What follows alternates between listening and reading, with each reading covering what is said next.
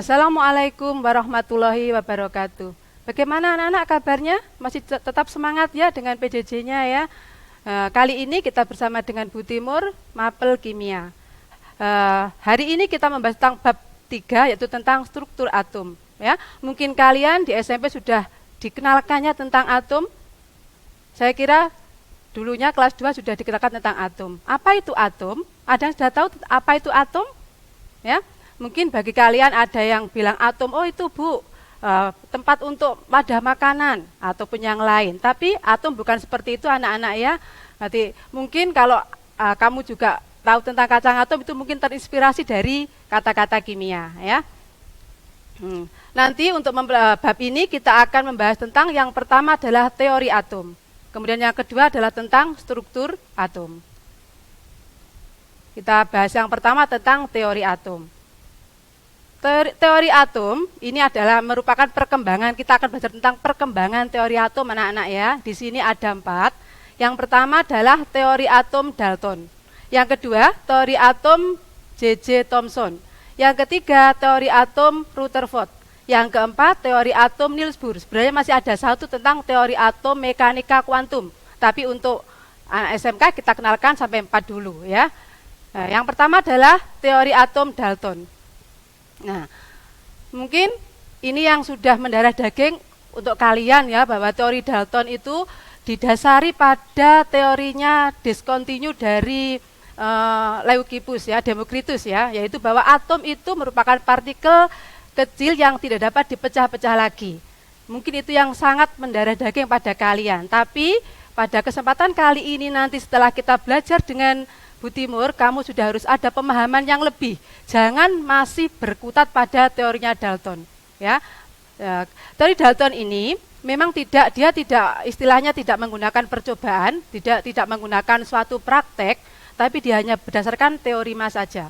Nah, teori Dalton ini walaupun nantinya merupakan teori yang salah, tapi kita tidak boleh melupakan Dalton begitu saja. Karena memang Dalton ini menginspirasi para kimiawan-kimiawan untuk menemukan teori-teori atom yang lain. Ya, silakan disimak untuk teori atom Dalton, bahwa atom, semua atom dalam unsur sejenis adalah sama dan oleh karena itu memiliki sifat-sifat yang serupa seperti massa dan lain sebagainya. Nah ya, kemudian saya lanjutkan tentang sebentar ya, saya sambung lagi untuk teori atom Dalton. Akan kita munculkan bahwa model atom itu dimodelkan seperti bola pejal atau seperti mungkin kamu tahu kelereng ya, lah itu kelereng, bola pejal. Kelereng itu tidak berongga sama sekali. Nah, itu atom Dalton. Kemudian yang kedua adalah teori atom dari J.J. Thomson. Ini membenahi atau menyempurnakan dari teori atom Dalton.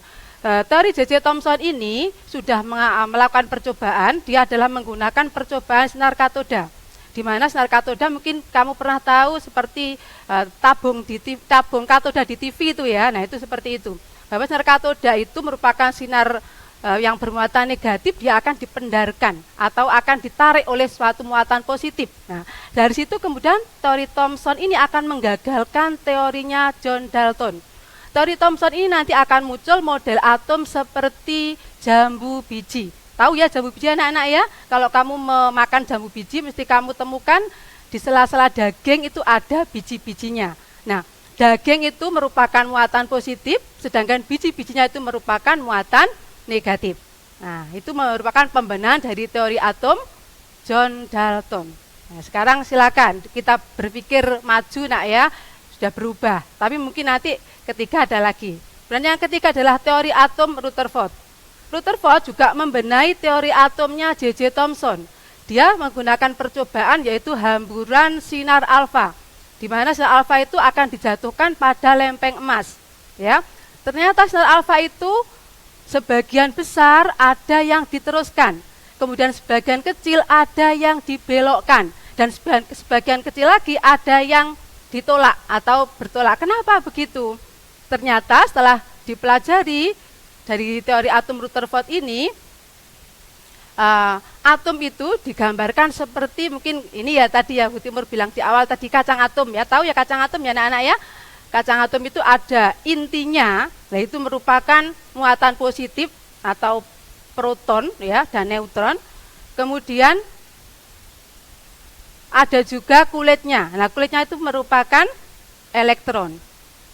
Nah, di sela-sela inti tadi dan kulit itu ada ruangan kosong yang sangat luas. Nah, itu mengapa tadi pada percobaan hamburan sinar alfa tadi ada sinar alfa merupakan sinar positif ya.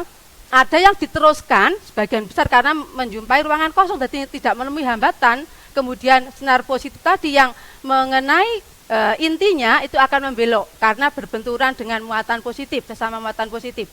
Kemudian yang mengenai muatan negatifnya dia akan tertolak. Nah, itulah model atom Rutherford digambarkan seperti kacang atom ataupun mungkin kalau kamu tahu seperti onde-onde ya. Nah, itu.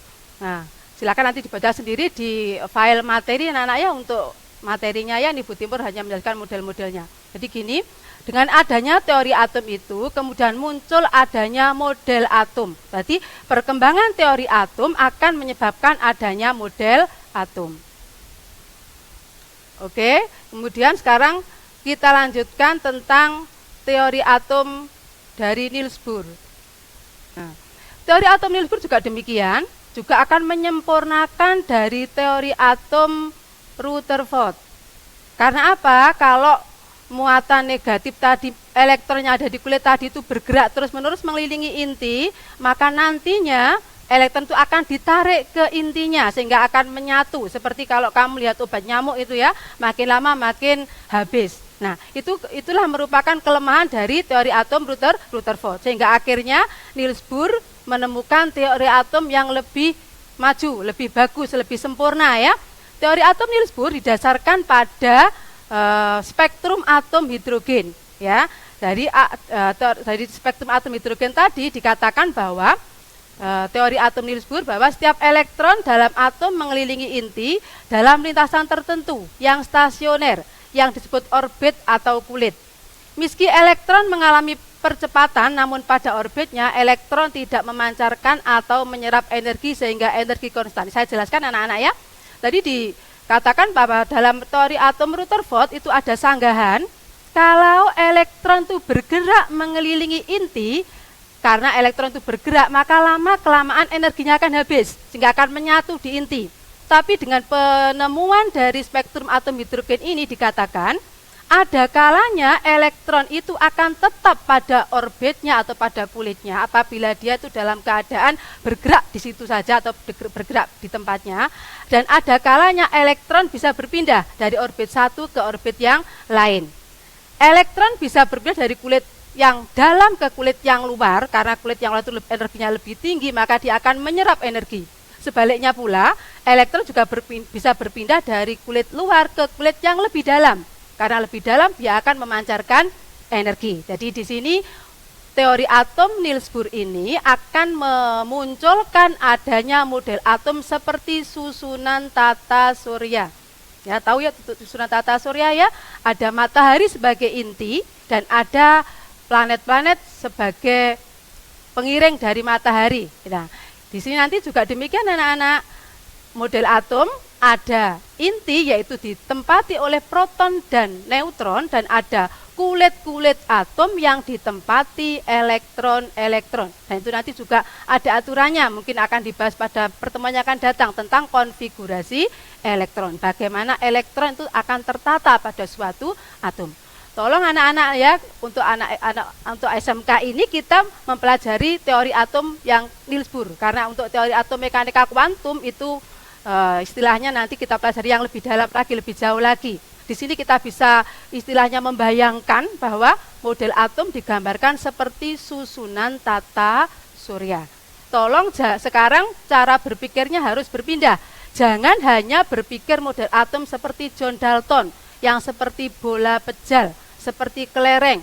Kemudian jangan juga berpikir seperti model atomnya J.J. Thomson yang seperti jambu biji atau roti kismis, bahwa antara elektron dan proton masih bercampur.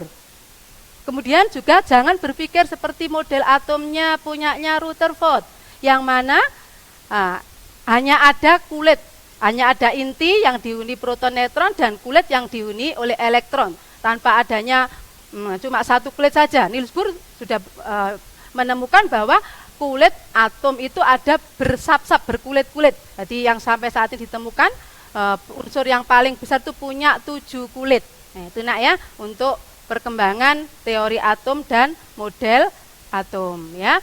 Nah, sekarang ini gambaran struktur atom ya yang bisa kamu pahami.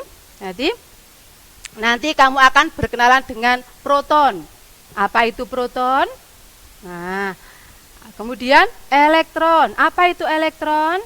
Kemudian nanti juga tentang neutron. Nah, ini 3 partikel penyusun atom ya. Yang proton, neutron ada di inti, yang elektron ada di kulit atom ya. Bahkan nanti kalau model atom yang keempat, mekanika kuantum, elektron itu nanti selain kulit kita temukan juga tentang subkulit dan juga tentang orbital. Itu untuk model atom yang paling mutakhir yang sampai saat ini sudah diakui kebenarannya.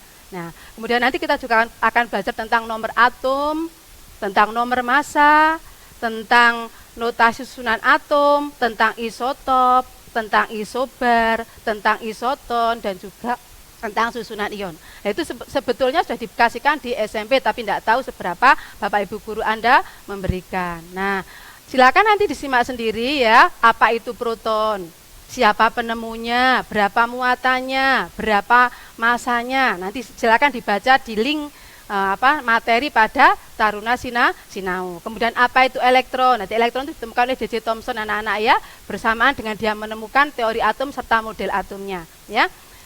Kemudian muatannya berapa? Jadi dia itu bermuatan negatif 1. Kemudian masanya adalah hampir dianggap tidak ada massa elektron itu ya, karena sangat kecilnya dibandingkan dengan massa proton. Kemudian juga tentang neutron. Neutron itu kebalikan dari elektron anak-anak ya. Neutron itu punya massa, yaitu 1 SMA, satuan massa atom ya, tapi dia tidak punya muatan. Nanti dia dianggap sebagai atom yang netral. Penemunya adalah James Chadwick. Nah, anak-anak, untuk pertemuan yang pertama pada bab ketiga ini saya cukupkan sampai sekian dulu. Sementara belum ada tugas ya, tapi tolong video harus disimak sampai selesai dan tolong absen ya, diklik ya. Semoga saya akhir kata, semoga tetap diberi kesehatan, dilimpahkan ilmu yang manfaat ya. Akhir kata saya akhiri, wassalamualaikum warahmatullahi wabarakatuh.